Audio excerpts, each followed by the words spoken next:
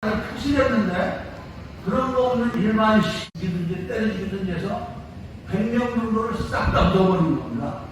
그 중에 땅이 시신 일부가 나와서 타보니까 7, 8구 정도의 시신이 나왔는데 그 시신을 보니까 얼굴에다가 까만색 잉크를 칠해가지고 그 얘기를 듣고 사람이 무조건 와서 보니까 누군지 알 수 없어가지고 혁대, 신발 이런 걸 보고 무조건이 7, 8명이 시신을 가지고 왔었는데 이 사람이 그거를 하는구나 또 있다고 그 소리를 바로 신고해가지고 재판 이런 거 없이 한 광주도 정도 끌고 죽여버렸습니다.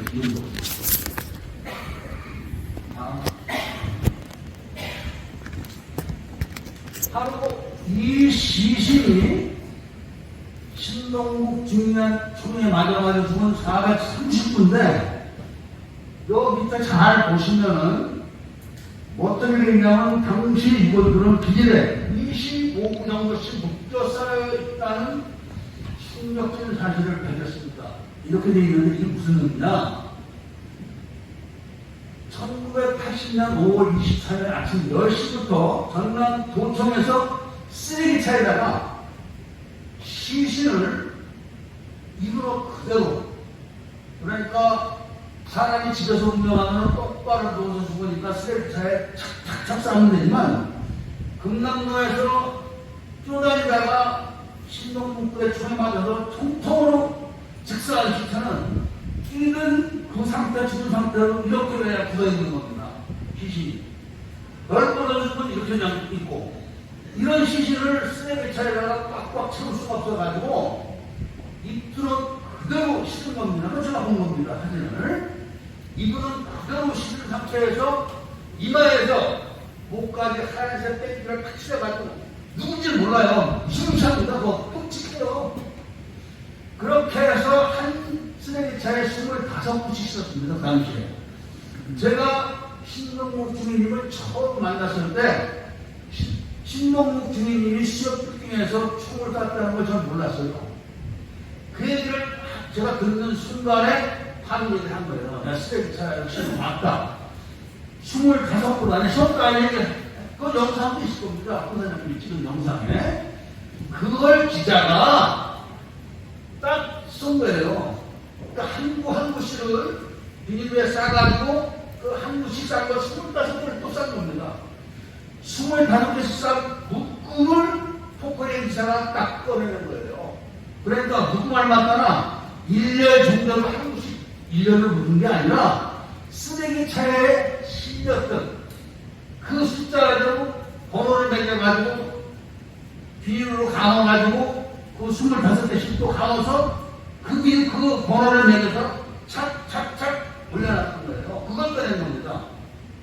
그래서 신동국 주민과 쏜 총에 430명이 죽은 게 이렇게 해서 또 증명이 되는 겁니다.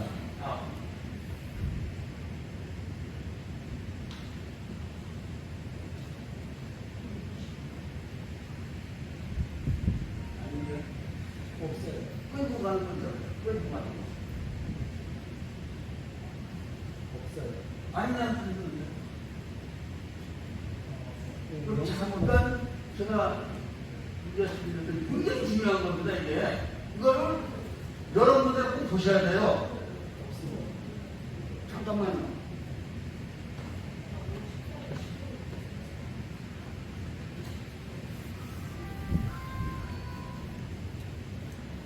네, 여러분들 잠시 짬내서 제가 안내 말씀드리겠습니다. 여기 이곳에 오신 분들 중에는 여러 가지 단체장이나 이렇게 회장이나 이런 직분을 맡으신 분들이 계실 텐데요. 혹시 돌아가셔서 여러 가지 집회나 세미나 같은 이런 운동하실 때 우리 정당 대표님이나 신동구 대표님 추천해서 한번 그런 기회를 마련해 주시면 너무 좋을 것 같습니다. 오늘 말씀 잘 들으시고 그런 기회 만들어 주셨으면 하고 제가 바람을 여러분께 말씀드렸습니다.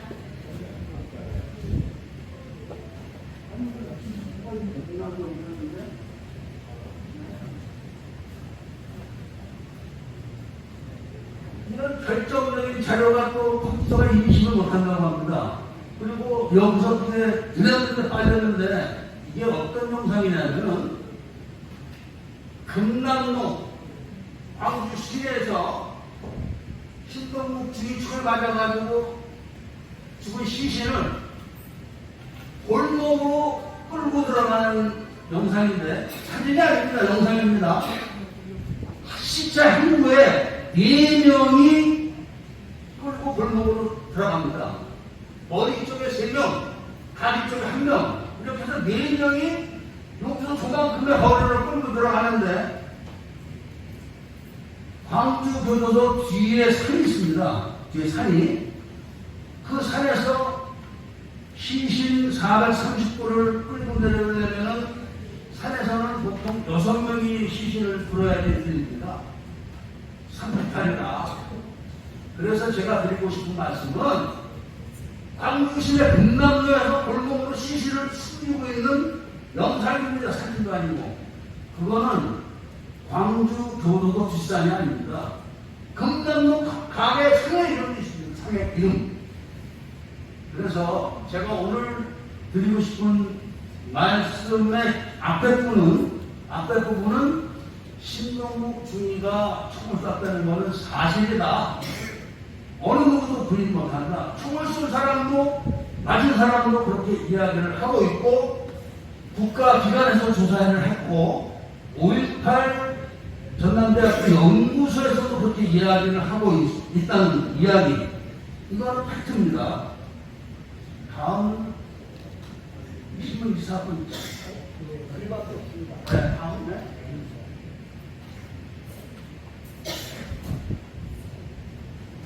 아니 성도 말고 네 이거를 또 학교에 좀 시켜가지고 읽을 수 있게 또 하나 더 크게 됩니까?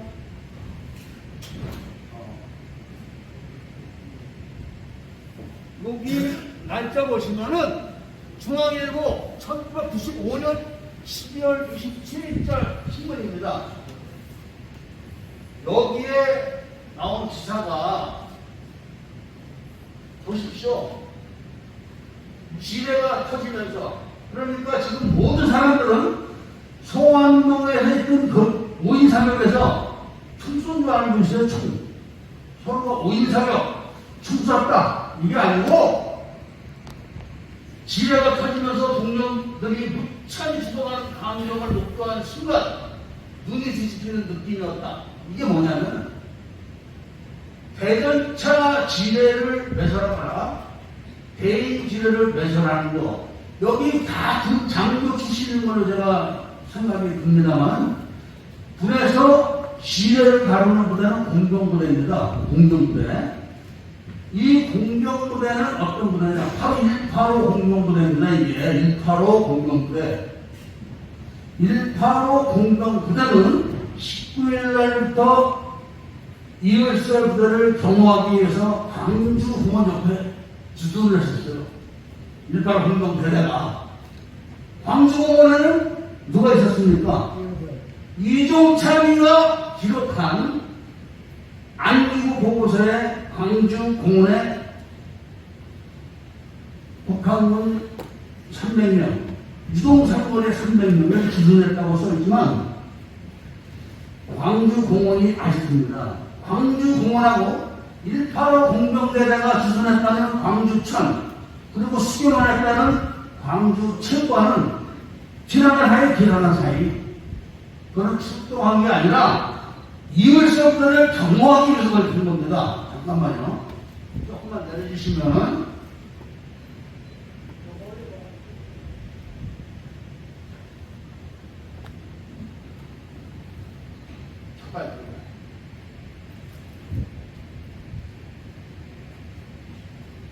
여기에 전도사 박모 당시 중사 요 사람이 바로 스카이 데일리에서 발표했던 목포에서 23일날 헬기를 타고 전도사로 와가지고 23일날 밤에 병사들은 병사들이 안 되는 겁니다. 그러니까 병사들한테는 내무반에서 니들은 그동안 있었던 걸 자수를 써 이렇게 얘기해놓고 간부들만 싹 빼가지고 송암동에 가서 대인지를 붙고 그러니까 특전사 차가 앞에서 대인지를 터뜨렸을 때 1호차가 섰고 다음에 2호차가 쓴 거를 90mm 무반동총으로 4발을 쏘고 다음 차가 쓰고 다음 차가 섰을 때 탑승한 병력들이 뛰어내리는 걸 계산해갖고 지뢰를 묻어놓은 겁니다. 지뢰를.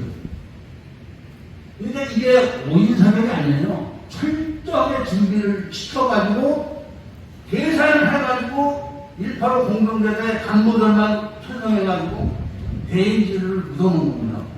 그리고 이 박중사 이렇게 하면 안 보이던데 시시적인 사람들 영상을 아, 알고 얘기 끝난 거라고.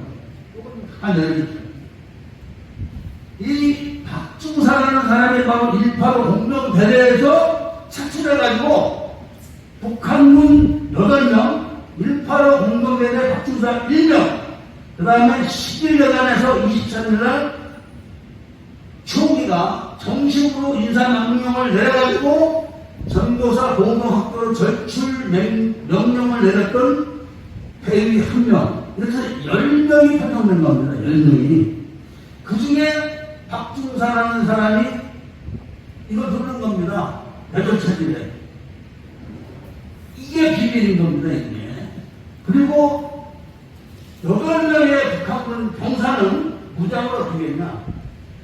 8명의 북한군 병사는 총을 쏘면 안 됩니다. 총을 쏘면 강경화에서 죽기 때문에 그냥 대전차지례를 누르고 수류탄 40발을 던지고 그 다음에 무반동총 4발을 쏘고 딱 진단한 겁니다.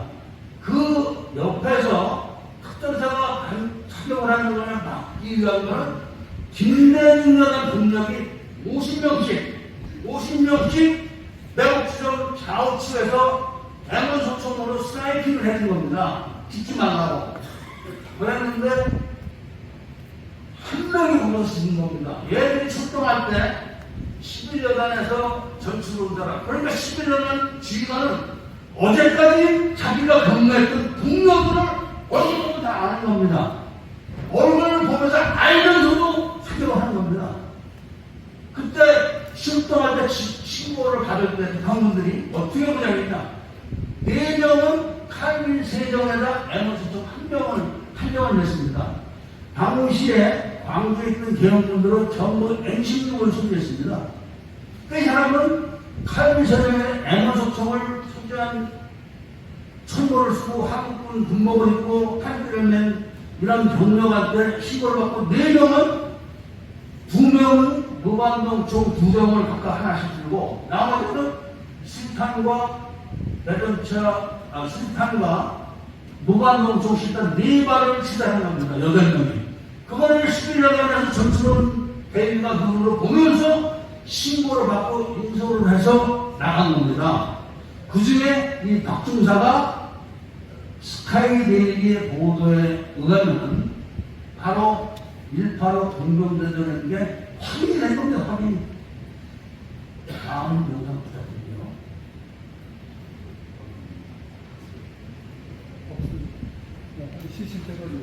시신대를 한번 보여드릴까요? 네.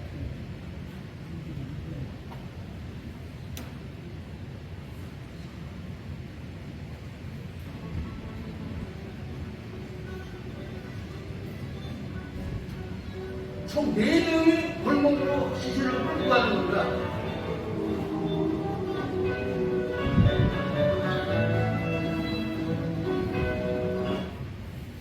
여기 도성산에 뭐 다방 이런 데가 다 상표가 거의 가게이 그대로 나는 겁니다. 아까 3명 있습니다. 여기가 교도소 뒷산입니까? 너무 보시지 않습니까, 지금? 떠드셔도 됩니다. 한번 떠드셔도 됩니다.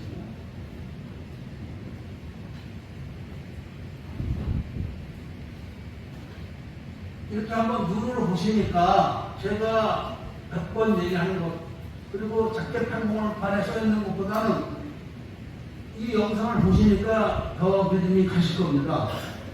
이런 영상을 제가 아주 많이 갖고 있습니다. 제가 영상 전문가입니다.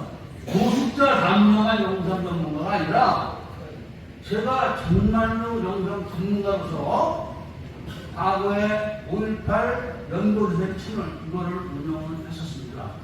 앞으로 오늘은 여기까지만 실제로 보여드리고 질문을 통해서 궁금하신 점을 해소시켜 드리겠습니다. 오늘 이야기는 여기서 마치도록 하겠습니다.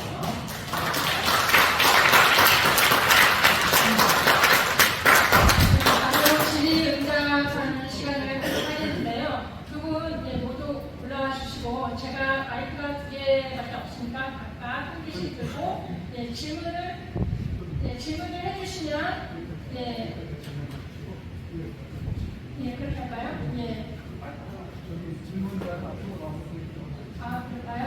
그러면 질문 있으신 분들은 손을 주시고 앞으로 나오셔서 마이크가 그쪽으로 갈 수가 없으니까요. 나오셔서 질문을 해주시면 되겠습니다. 혹시 질문 있으시면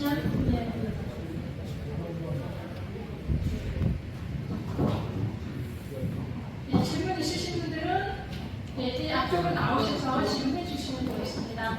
그리고 아까 제가 중간에 여러분에게 말씀드렸듯이 혹시 돌아가셔서 자신이 속한 그런 단체에서 세미나라든가 집회를 운영하실 때 우리 정답 대표님과 신동국 대표님을 초청해서 이런 시간 가지시면 더 자세히 더 깊은 이야기 들으실 수 있으실 거라는 생각이 듭니다. 초대해 주시길 부탁드리고요. 질문 있으시면 질문해 주시면 되겠습니다. 앞으로 나오셔서 질문해 주시기 바랍니다. 잠시 짧게 자기소개 해주시고 질문 부탁드립니다.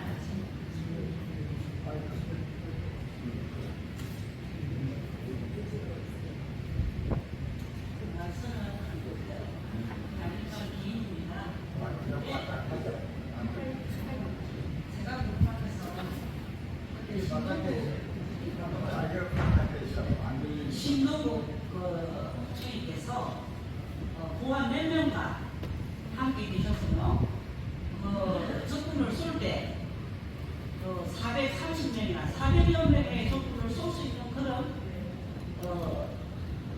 저력이 되었나 그게 참 궁금한 그러면 430명보다 더 많았긴 한데 아니면 너무 정말 잘 쏘셨기 때문에 그렇게 많은 수를 줄일 수 있었지 않았나 그게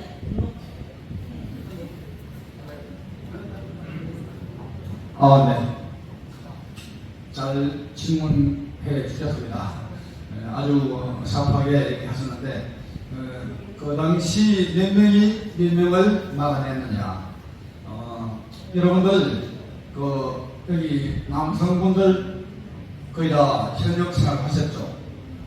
다 오늘 여기 좀 나이가 적으신 분들도 많으시고, 또 여성들도 많으신데, 이렇게 지금 현재 군에 현역으로 있거나 또 우리나라 매스컴에서 보면은 북한 무장 간첩 서너 명 오면은 몇 명이서 막아낼 수 있을까요? 북한 무장 간첩 서너 명 오면은 전방에 1개 사단 10,000명 잡아냅니까? 제가 알기로는 1개 군단이 합쳐서 야간 산악 작전을 꾸려가지고 밤새도록 총을 쏘지만도 멧돼지 몇 마리, 너구리 몇 마리, 칸가루 이런 짐승들 보고 또 붙자다가 강한 적들 뒷다리 싸워가지고 맞춰가지고 그 사람 추적해가지고 1명, 2명을 잡아내는 그 꼴입니다. 1개 사단이 아니라 3개 사단, 1개 완전히 이거 군단이 이거 10,000명이 아니고 30,000명이 한 2명 정도, 2~3명 정도 잡을 수가 있는 상황입니다. 그렇다면 400여 명 같으면 몇 개 사람이 있던데야 이걸 갖다가 잡을 수가 있을까요? 이럴 정도라면 우리나라에 100개 사단 100만 대군이 될거도 잡아낼 수 있을까요? 잡아내기 쉽다 어렵다? 내가 저 인천 상륙작전 성공 확률 아까 몇 프로 몇 분의 1이라고 얘기했죠? 네, 5,000분의 1의 확률을 만들어내는 메가드의 인천 상륙작전 성공 확률 5,000분의 1의 확률입니다. 지금 그렇다면 아까 얘기한 것 마찬가지로 이 경남도 전투에서 400여 명을 사살하는 이런 작전은 또 우리가 이런 상황 그때 그 당시는 막강한 화력과 비행기와 군함과 총과 모든 것이 북한을 능가하는 그런 화력이 있었고 하지만도 그것도 5,000분의 1의 확률을 해가지고 이겨낸 거예요. 근데 이 5.18 이거는 우리가 화력이 셉니까? 우리가 저때 화력에 10분의 100분의 1000분의 안 돼요. 그것은 이미 일개 사단권 이상의 모든 그런 병력을 갖다가 완전히 싸울 수 있는 이런 걸 갖다가 했는데 그래서 지금 이런 상황을 하다 보면은 그때 그 당시에 어떤 작전이 이것이 적들을 갖다가 적들은 아무도 우리에게 실탄이 있는 줄을 몰랐다. 이런 모르는 상태에서 아예 특전사가 실탄은 없다. 이런 상태에서 저희의 부하 하사관이 실탄을 주십시오. 저한테 와가지고 이야기하는 거리에 제가 이야기를 중대장과 광주 출신 중대장이 없어서 지역대장을 통해서 대장 라인에게 또 그 위에 라인에게 이야기하고 실탄이 여차여차해가지고 내려왔습니다. 이때 육사 출신 대장의 결단, 아주 어려운 결단이 있었기에 여하튼 일이 발생을 할 수가 있었습니다. 그래서 실탄이 없는 상태에서 저에게 실탄이 지급이 된 것입니다. 그때 그 당시에 우리 여기 보호학자는 새 탄창이 지급됐다고 하는데 새 탄창이 아니고 새 탄통입니다. 지금 이제 여기 분석하신 분들 아시겠습니다.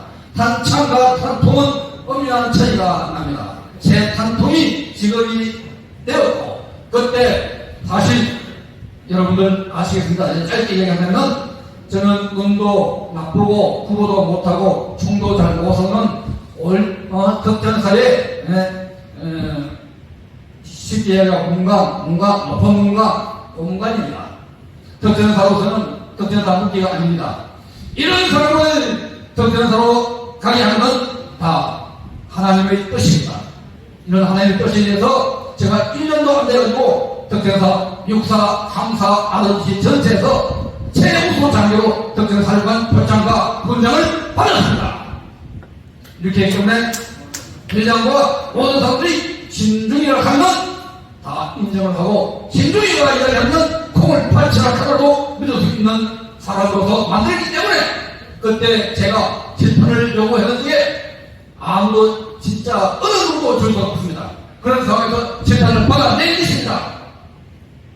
이 실탄을 받아내는 거 실탄 지급 사실은 쏘는 것도 중요하지만도 실탄 지급하는 과정이 더욱더 중요합니다. 이런 실탄 지급이 없었다 하면 이런 것도 생겨나갈 수 없습니다. 그래서 저놈들은 실탄이 없는 상태 완전히 없을 것이라 믿고 있는 상태에서 우리가 저희의 부대 60명 정도는 정말 백발백중의 명사입니다. 우리 특전사 하사관들은 백발백중 담만 먹고 총만 쏘고 구멍하기 때문에 백발백중입니다. 그리고 또 영적 사격 훈련이 잘 되기 때문에 아무리 총을 쏴더라도 그때 또 가까이에 와는 상황이기 때문에 백발백중으로 많습니다.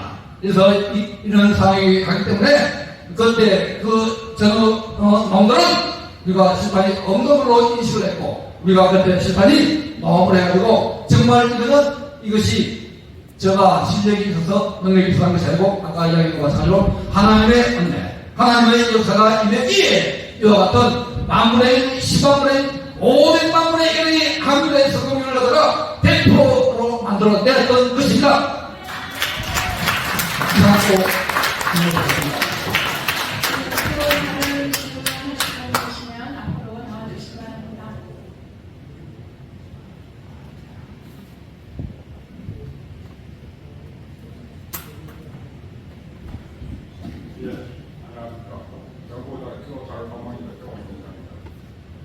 정당은 이제 교체 뭐 이렇게 써주셔서 감사하다는 말씀 드리고요. 제가 이제 이 책에 안 나온 것에 대해서 제가 질문을 첫 번째 이제 600명이 들어올 때 어떻게 들어왔는지 그 과정에 대해서는 정보를 받은 게 없으신지 모르겠는데 책에는 적지 안 돼 있었습니다. 다만 165명이 사람 19명을 하고 영상 백수 한국을 통해서 나간 거는 이제 책에 나와 있는데, 근데 이제 그 당시면은 우리가 이제 북한에 대한민국의 시민수가 굉장히 활발하게 활동할 때입니다. 그래서 사실은 북한 정보에 대해서는 대한민국 시민들을 능가할 수 있는 정보원이 없었다라는 이제 말이 돌 정도로 굉장히 시민들과 활동이 심한 활동이 아주 활발했던 시기인데, 과연 우리 600명이 내려오고 그 다음에 그 165명이 사람 19대를 실을 수 있는 그 선박으로 북한으로 오고 왔다 갔다 하는데, 이거에 대한 정보가 시민들을 통해서 대한민국으로 넘어온 게 없는가? 만약에 이제 넘어온 게 없을 수는 없다고 생각해요, 저는. 근데 이제 제가 생각할 때는 넘어왔으면 국정으로, 만약에 정보가 왔으면 국정원에는 다시 이종찬이가 있으니까 뭉갤 수도 있다는 생각도 드는데, 그래서 정확하게 이제 어떤 거기에 대한 정보를 갖고 계신 게 없는지 그것이 좀 궁금하고요. 다음에 이제 제가 이제 어렸을 적에 그 유언비어 방지 대책에 대해서 솔직히 그 정부에서 많이 한 작전이 있습니다. 차량으로 스피커로 계속 무슨 내용은 유언입니다, 부단 유언비어 이런 거 내리고 할 수도 있고, 그 다음에 이제 헬리콥터나 그 당시에 오한 비행기가 다니면서 삐라도 뿌려줬어요. 삐라도 뿌려주고 항공기에서도 방송됐습니다. 그 당시에. 개인적으로 제가 어렸을 때 그걸 경험을 했기 때문에. 그런데 이제 지금 이 책의 내용을 보면은 그때 광주에서 일어났던 일들이 거의 정확하게 대형 사령부 지휘소로 다 정보가 들어간 걸로 저는 이해를 했습니다. 책 내용을 봤을 때는요. 그렇다면 광주 사태가 이렇게 악화된 거는 가장 중요한 전략의 유언비어 전술이었다고 봐요. 우리 이제 광주 시민들이 이렇게 나왔던 것은. 그러면 유언비어가 그렇게 돌아가는 것이 분명히 대형 그 CP로 들어갔을 텐데, 대형군 CP에서는 거기에 대한 어떠한 그 대책이나 어떠한 그 방안을 실행했다는 내용을 제가 못 들었습니다. 책에서도 못 봤고 그 외에 다른 데서도 들은 적이 없어가지고 혹시 그거에 대한 어떤 그 정보를 갖고 계신 게 있으신가? 그래서 그런 거에 대해서 이제 그 질문을 드리고요. 영광 백수 해안이 이 책에 보면은 6.25 때도 많이 이제 그 해안의 그 특성상 많이 이용됐다고 하는데, 그렇다면은 북한군이 그 정도의 그 정보를 영광 백서해안에 대해서 갖고 있었다면은 대한민국 군에서도 당연히 갖고 있었을 거다. 저는 이렇게 생각이 되거든요. 그 그거와 관련돼서도 이제 어떤 그 얻으신 정보가 있습니다면 부탁드리겠습니다. 고맙습니다.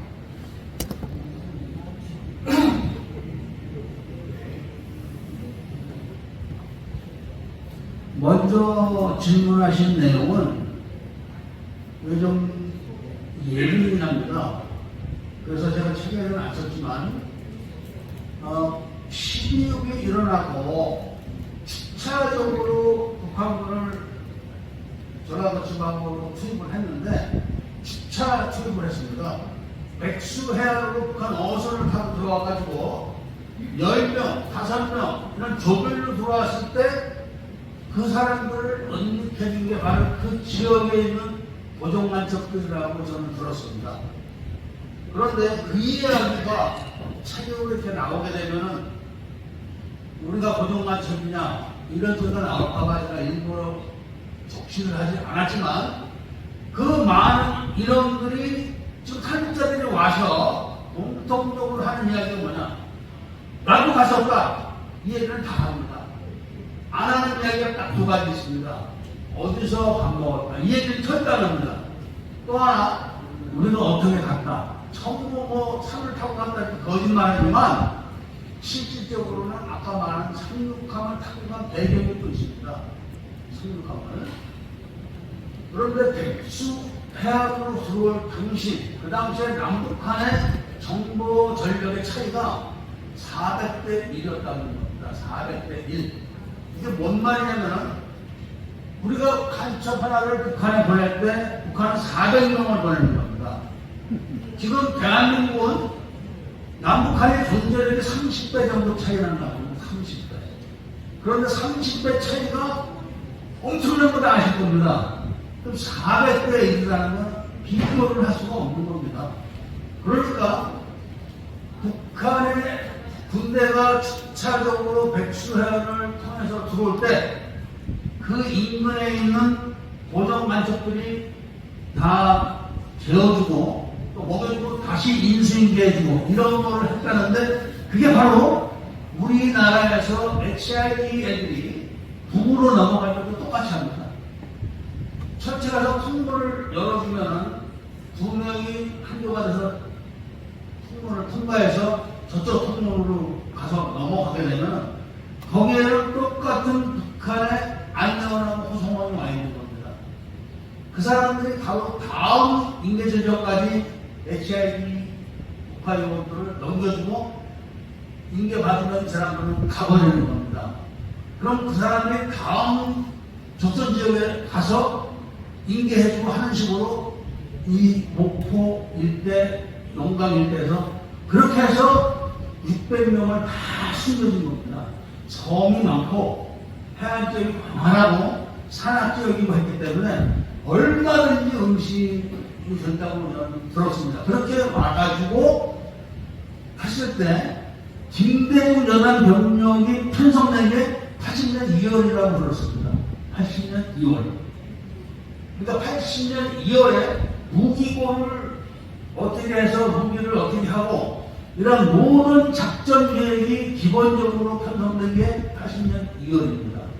그래서 병력들이 그거에 근거해서 집착 승진된 거를 전라도의 고정간첩들이 다 한쪽같이 인거해줬는데, 이 사람들이 올 때 뭘 갖고 왔냐면 돈을 갖고 왔습니다. 돈. 북한에서는 미국 달러를 찍고 한국 돈도 다 찍습니다.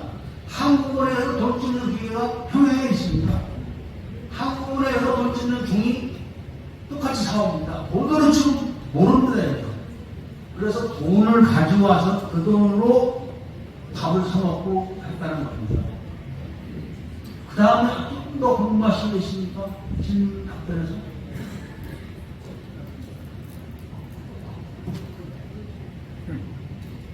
네, 또 다음 질문하실 분. 네.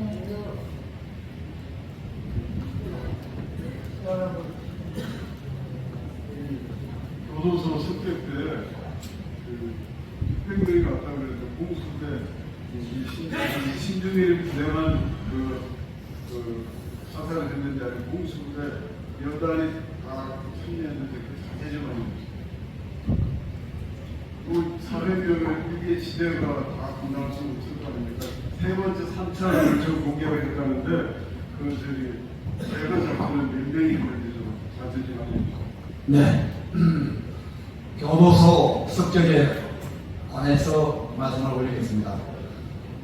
원래 김일성의 작전계획, 이현석의 작전계획은 교도소를 침투해가지고 교도소의 2,700명의 사상범을 해방시켜서 그들을 남조선을 해방시키는 그런 역할을 하고자 했던 것이 작전 안에 포함되어 있었습니다. 그런데 이러한 작전이 21일 날 오후에 이런 꿈에도 생각지 못했던, 전혀 작전 예상치 못했던 이런 하루에 북한군 4대 연행이 그 자리에서 대결대고 해가지고 교도소의 습격 작전이 완전히 무산되고 붕괴가 되었습니다. 그래서 마지못해서 그 중에서 남은 병력 중에서 잔류병들 아주 쓰러져가는 부상당한 병력들 일부하고 합쳐가지고 침투를 하는 거리에 그거는 절대로 성공할 수 없는 이런 작전이었습니다. 그래서 이걸 갖다가 6번 하려고 했는데 6번이 아니고 실제는 한두 번 겨우 활동 말중이었습니다. 그래서 그때 그 당시에 교도소를 지켰던 상공수의 중사와 또 상공수의 대장이 우리 사무실에 와가지고 지하의 사무실에 와가지고 증언을 했습니다.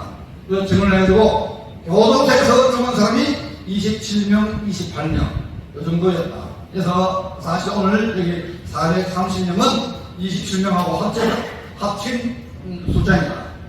그래서 이 합친 숫자로 해가지고 430명이고 그 430명에 쓰신 그 외에 지금 이제 북한과의 차이가 나는 이런 숫자는 당시에 부상병들이 북한에 나가지고 북한의 의술이 우리보다 약하니까 이탈리아로 북한에 나가지고 그 사람들이 거기서 총 맞아서 부상당해가지고 북한에 나갔지만도 고치지 못하고 죽은 사람들이 수십 명이 나오는 거리에 여기 430명하고 북한에는 475명의 찐대 꽂히라고 이야기하고 어떤 때는 490명이라고 이야기하기도 하는데 차이가 납니다.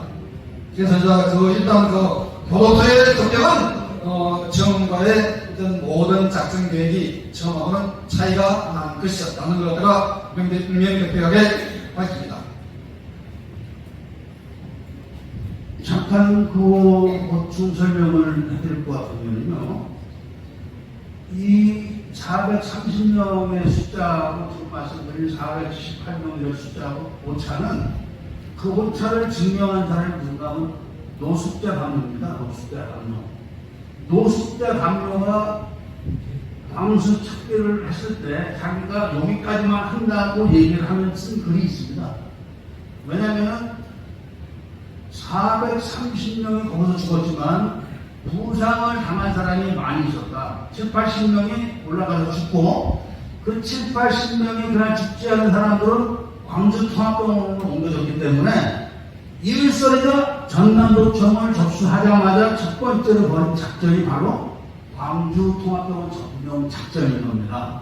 거기에서 그날 총 맞고 죽지 않고 부상당해서 실려가는 사람을 다 데리고 온 겁니다.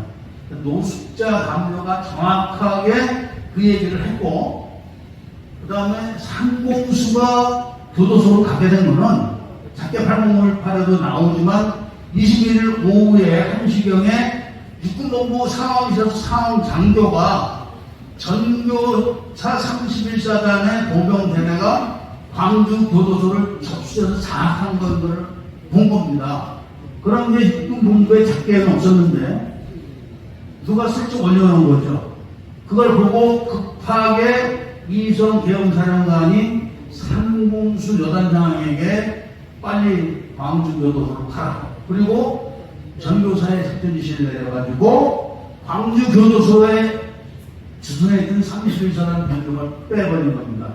그거 안 뺐으면 그날 광주 교도소는 넘어간 겁니다. 그 정도로 말씀드리겠습니다. 네, 다음 질문자 앞으로 나와주시고요. 바랍니다. 네, 먼저 질문하실 분이 앞쪽에 앉아 계시고요. 네, 먼저 질문할까?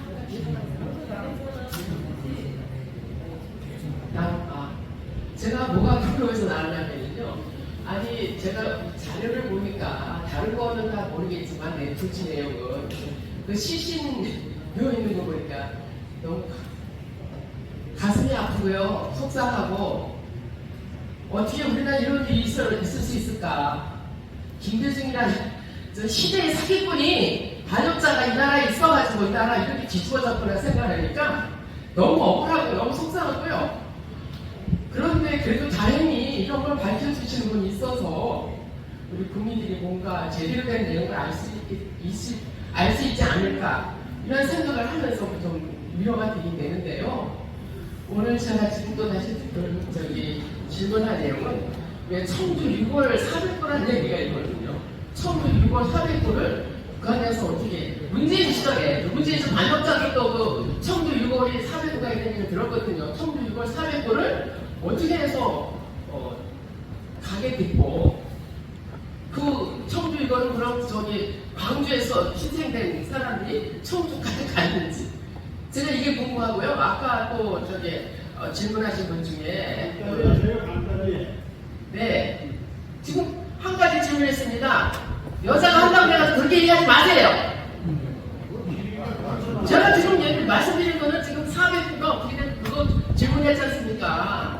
400부가 청주 6월에서 나왔는데 왜 그게 어떻게 된 거 아동이 필요했고요. 그 다음에 아까 여론이 엄청나게 심각하게 강주 시내를 뒤엎었었는데 그래서 제가 들은 내용은 정말 입에 담기도 어려운 입에 담을 수도 없는 내용을 막 열을 쫓아다니면서 트럭 타고 돌아다니면서 엄청 방송을 해댔다는 거예요. 북한 만성하면서. 근데 그 내용이 임신부에 배를 달았다느니 유방을 어떻게 도려냈다느니 이런 내용이 엄청나게 여론을 강화시켰다고 하더라고요. 그러면서 제가 나중에 들은 얘기는, 예edu카에서 들은 얘기는 그런 사람은 다 어디 갔냐 이거예요. 그런 사람은 어떻게 해서 나오고 어떻게 그 사람을 찾아내냐 이거죠. 그래서 제가 두 가지입니다. 400부가 어떻게 청주에서 북한에 가게 됐으며 여론을 되게 심각하게 트럭 타고 돌아다니면서 엄청나게 방송을 해댔대요. 그런 지금 아까 말씀드린 그게 심각한 얘기를, 그래서 그런 거에 대해서 그렇게 추적해서 그 사람들을 찾을 수 없는지 이상입니다. 죄송합니다. 길게 해서요.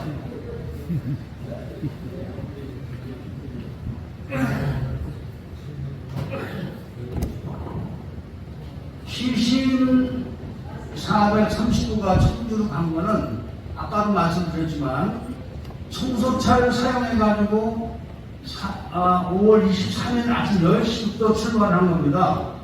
그런데 지금 광주 쪽 사람들이 가장 많이 계엄군이 광주 시민을 학살했다고 떠드는 사건 중에 하나가 23일 오전 10시에 홍범수기 같은 여자들이 탄 공고차를 공수부대가 쏴서 몇백 명을 다 쏴 죽였다.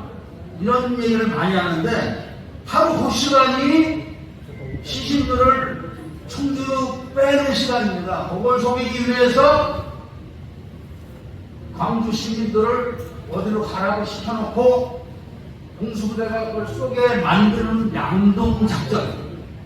이 양동작전에 지금 44년 동안 다 성공하는 겁니다. 그 시신을 아까도 말씀드렸지만 3일장을 지낸 거예요. 21일 날 오후 4시 정도에 나 총 맞아서 죽어가지고 골목으로 다 숨겨놨다가 도청을 접수하면서 시신을 도청 지역으로 다 옮겨가지고 3일장을 지낸 겁니다. 3일장. 그리고 3일장이 끝나는 23일 날 아침 10시에 출발을 시키면서 중앙군에서 공고차 탄 사람 10명을 쏴 죽이는 사건을 크게 하고 그리고 기자들을 보내면서 시신을 빼돌린 겁니다. 시신을. 그리고 그 나머지 사람들에 대한 이야기는 우리 신동훈 목사님이 해드리겠습니다. 용비어를 질문했었는데 이 용비어를 하기 전에 우리 경상도 사람과 전라도 사람들의 성정 차이 한 가지만 이야기한다면 지금 현재 여기에 경상도 군인들이 와가지고 전라도 사람들 다 죽이러 왔다. 술 취하고 환각제 먹힌 군인들이 와가지고 다 죽이러 왔다. 이렇게 하면 전라도 사람들 와 뭐일까요? 전라도 사람들 와 모여가지고 뭔 놈이야 저 꼬막박아내자. 경상도에서 만약에 전라도 군인들이 다 와가지고 경상도 사람들 다 죽이러 왔다. 경상도 사람들 모일까요? 안 모일까요? 경상도 그럼 니나 한번 가봐. 니나 가지고 가봐. 잘 안 보입니다. 절대로 안 보입니다. 그런 성적인 차이로 인해가지고 지금 현재 유흥기어가 퍼져가지고 전라도 광주 특히 연월도 전라도 광주에 알티산들 받았습니까? 안 받았습니까? 전심하신 알티산들입니다. 그런 사람들의 무리들 잘 모입니다. 우리 정의의 이야기들은 지금 올바르게 진리를 이야기하고 진실을 이야기하는데도 또 뒷다리 잡고 안다리 잡고 하지만도 저놈들은 거짓말을 가지고도 뭉치는 선수입니다. 그래서 이런 거에 나는 전라도를 비하하고자 하는 것이 아니고 이런 하나의 성정성의 차이가 있다. 이런 거를 해가지고 유흥비어로 해가지고 뭉치는 힘. 저놈들이 북한에도 있어 유흥비어의 왕국은 북한입니다. 또 북한의 김일성 일당들 묘미역 잘합니다. 거짓말을 반복듯이 해나가는 조국들이 북한의 조국들이고 그와 같이 삐까삐까한데 그때가 전라도 광주 사람들 그런데 잘 말리기 쉽다. 그래서 이런 사람들은 성질이 많아지고 오늘날도 우리와 같이 이렇게 뭉치는 힘들은 전라도가 훨씬 더 뭉치는 힘들이 굉장히 심하다. 그래서 전라도 땅에 이런 사람들이 엄청나게 뭉칩니다. 그걸 나쁘게만 변하는 게 아니고 이런 성경에 의해서 그와 이 5.18 때 이와 같은 많은 큰 사건이 일어나게 됐던 동인 중에 한 가지가 미어가 이렇게 퍼져가지고 많은 사람들을 유혹하게 만들고 많은 시민들을 폭도화 만들고 많은 시민들을 김대중 앞절로 만들게 됐던 하나의 가장 큰 요인이었다. 그걸 갖다가 말씀한 것입니다. 이어서 네, 앞쪽에 두 분이 기다리고 있습니다. 네, 질문하실 분들은 계속해서 앞으로 나와주시면 되겠습니다. 간단 명령은 안 했어요.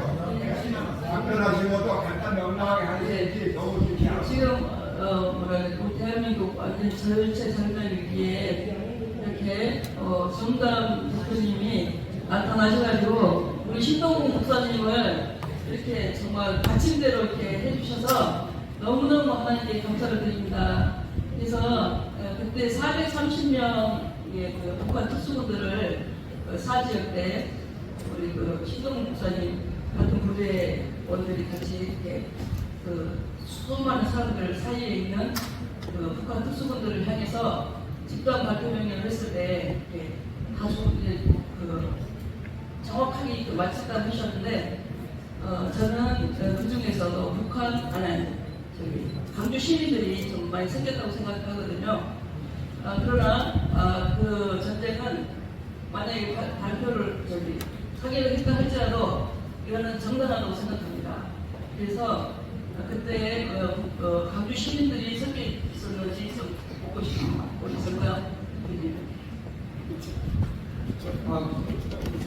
발표행동 명령을 저기 때문에 보호해서 정답을 이야기하도록 하겠습니다. 지금 우리 전라도 여수 출신인 사람이 전라도에 관한 관심이 많아지고 그때 죽은 사람 중에서 북한군을 쏘면서 광주 시민을 안 쏴느냐 이런 질문의 요지인데 그때 저희는 분명히 이야기합니다. 한 명도 맞지 않았습니다. 근데 하지만도 그 중에서 북한 특수군 내지 또 지극히 북한 추종 세력들은 그와 같이 북한과 마찬가지의 간첩질을 하는 이런 사람들은 광주 시민을 할지라도 그는 북한 공산당은 추종하는 이런 세력들은 그 당시는 간첩이나 마찬가지니까 그와 같이 그 당시는 사고를 당했을 수도 있다고 생각합니다. 기록이 중요하지 않습니까? 그러니까 21일 날 오후에 금남로에서 3시에서 4시, 5시에 죽은 사람이 4명이나 죽은 사람은 없습니다. 그런데 아까 같이 총을 맞고 와서 내가 총을 맞았다. 부상당한 사람들은 상당수 있는 걸로 압니다. 뭐 유탄이 날아올 수도 있는 거고 직접 맞아서 죽은 사람은 광주 사망자 기록에 KBS에서 3D로 다 조작을 하는 거를 제가 하나하나 분석을 했는데 그 자리에서 죽은 사람은 없습니다. 아까 RBC 주의처럼 내가 맞았다 이런 사람은 몇 명은 있습니다. 죽은 사람은 없습니다. 다음 질문 있겠습니다.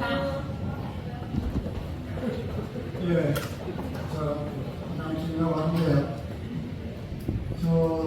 부관장 묻겠습니다. 하나는 원약 전술이 뭐냐? 그걸 좀 가르쳐 주시고, 한 가지는, 제주 4.3 사태, 그 다음에 6.25 전쟁, 그리고 광주 전쟁. 이게 다, 세 가지가 다 하나의, 한반도 남쪽에서 일어난 일인데, 전쟁인데, 그렇게 된 원인이라고 할까, 배경이라고 할까, 내가 다 아시지만은, 신동국 부인하고 당시 주민, 정담 여사님 이런 분들이 말씀을 해주실 수 있으면 고맙겠습니다.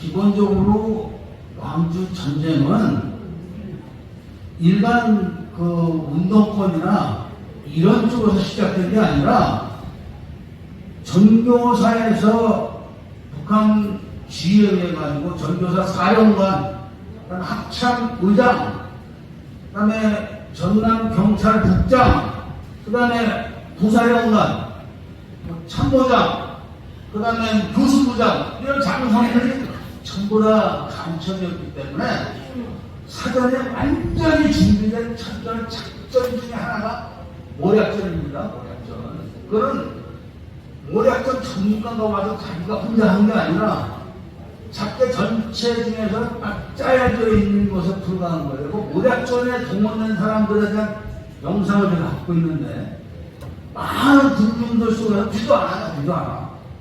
근데 그 모략전에 동원된 사람들만 딱 우산을 들고 있는 겁니다. 우산. 그러니까 조직적으로 선별받은 사람들이 한 것이 우발적으로 나온 게 아니라는 말씀을 제가 드리고, 다음 말씀은 우리 저기 목사님께서 드리겠습니다. 네, 그 제조 4.3 사건, 또 연수 반란 사건, 또 올팔, 또 기타 서구 탕공 사건, 이런 모든 사건들이 지금 민주화로 둔갑을 하려고 하고 있습니다.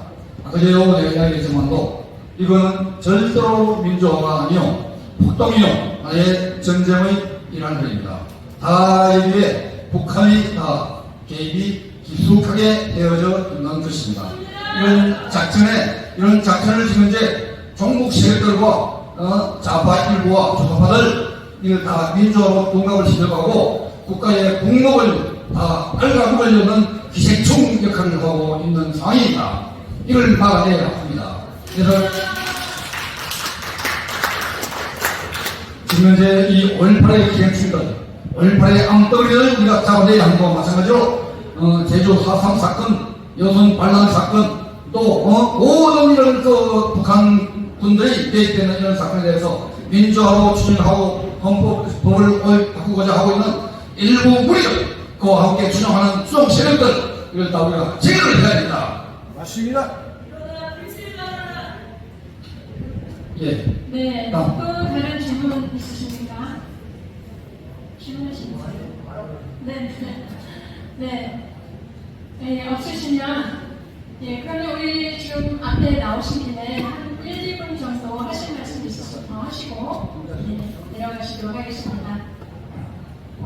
네. 오늘 여기 모이신 우리 애국 시민, 또 아울러서 여기 시청하시는 국민 여러분, 지금 앞으로 이 우리나라가 지금 노란의 위기에 놓여져 있는 상황입니다.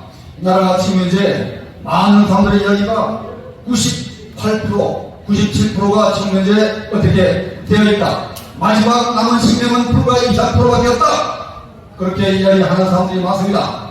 이승만 대통령과 박지희 대통령의 일본 자유민주주의 국가를 지금 현재 말아먹으려고 하는 이런 우리는 이걸 그대로 잘할 수가 있겠습니까, 여러분? 이를 우리가 두고만 볼 수는 없습니다. 나를 위해서, 나와 내 형제와 내 부모 형제들을 위해서, 가족들을 위해서, 친지들을 위해서, 이웃들을 위해서, 사회를 위해서, 국가를 위해서 이를 분명히 막아내야 합니다. 이를 막아내지 않는다면 결코 내 양반을 고친다. 어서 좋아하고 난 뒤에 손들어 본들 소용이 없습니다. 나라가 1%의 세금이 있을 때는 100%를 고칠 수가 있습니다. 그런데 완전히 망하고 나면은 사회가 됩니까? 사람도 마찬가지입니다. 사람 생명 1%, 2% 남을 때는 그 사람을 살려서 100%로 건강한 사람으로 살릴 수가 있습니다. 그렇지만도 완전히 죽었다. 못 살립니다. 하기야말로 하나님은 달려있지만도 인간의 힘으로는 아무런 의존으로도 달릴 수가 없습니다. 마찬가지로 나라도 마찬가지입니다. 이 나라의 마지막 생명 붙어있는 거 1% 이상 나가는 거 이걸 갖다가 100% 살려내느냐 못 살려내냐 이거는 우리와 여러분들의 힘에 달렸습니다. 여러분들의 자세에 달렸습니다. 오늘 이 시점으로 해가지고 여러분들 함께 힘을 하신다면 이 나라가 바로 잡아서도 있을까요? 없을까요? 있다고 생각하면 큰 방송 부탁해요.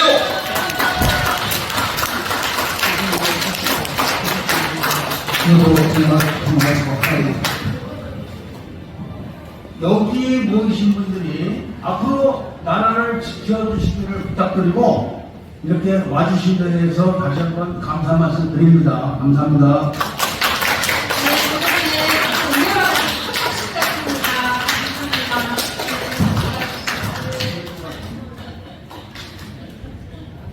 고맙습니다. 예, 여러분들 오늘 진행하셨을 때 마지막 광고 한 가지 하고 마치도록 하겠습니다. 광고는 5.18 진대연 상통장이신 정영석 부장님 나오셔서 해주시겠습니다. 박수 부탁드립니다.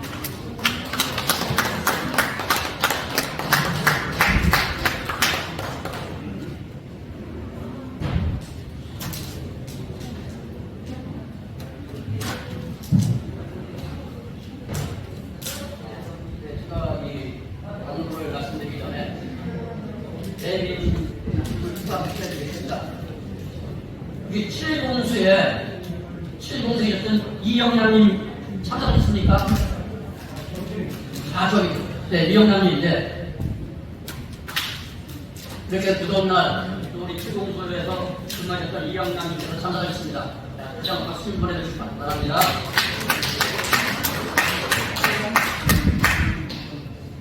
저희가 이 교통도 복잡하고 이 더운 날 참 찾아오기가 힘들 겁니다. 여기를 택한 이유는 우리가 세미나 5.18 세미나를 여러 번 다른 데서 해봤지만 항상 시간에 쫓겨가지고 충분한 그런 질의와 답변을 못 드렸습니다. 그래서 이렇게 자기가 좀 불편해도 교통 불편해도 이렇게 오늘 시간을 넉넉하게 갖고 질문과 또 답변을 해드리는 장소를 물색해가지고 이곳을 피겠습니다. 우리 추석에 참 연휴가 끝나고 첫날 이 5.18에서 관심이 많으신 여러분들 오늘까지 여기 참으시느냐고 너무나 고생하셨습니다. 앞으로 우리 5.18 진대연과 또 청청모는 이 줄당인데 정확하게는 청주회 척결 시민 모임입니다. 이 청주회에 대해서 다음에 아마 기회가 되면 우리 정당 대표께서 아주 자세하게 말씀드리는 기회가 있을 겁니다. 지금 저희가 우리 입회 회원 가입 신청서를 아마 배부해졌을 겁니다. 이거는 우리가 5.18을 이 진실을 국민들에게 알려드리기 위해서 청청과 우리 5.18 진대연이 신문 앞에서 사실과 진실을 많은 국민들에게 알려드리기 위해서 우리가 회원의 후원을 받아서 더 강력하게 국민에게 알리려고 하는 것이니까 여러분들이 여기까지는 작성을 해줘가지고 가실 때 주시면 감사하겠습니다.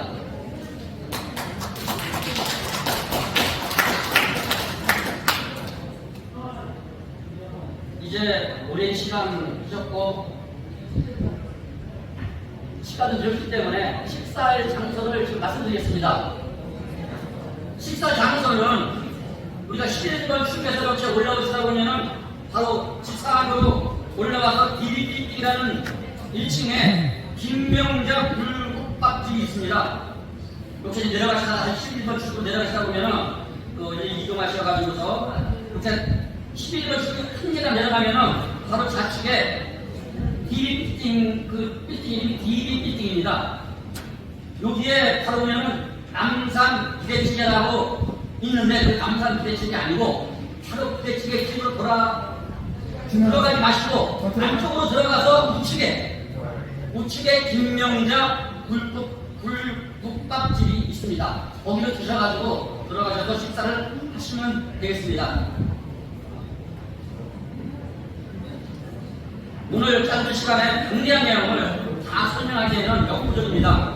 이 두 분이 각자 쓴 저서들을 가지고 5.18에 대해서 설명하려면 며칠 동안 이야기해도 부족할 것이기 때문에 이후에 각 주관장님, 단체장님들께서 따로 초청 계획을 세우셔서 자세히 듣는 시간을 가져주시면 감사하겠습니다.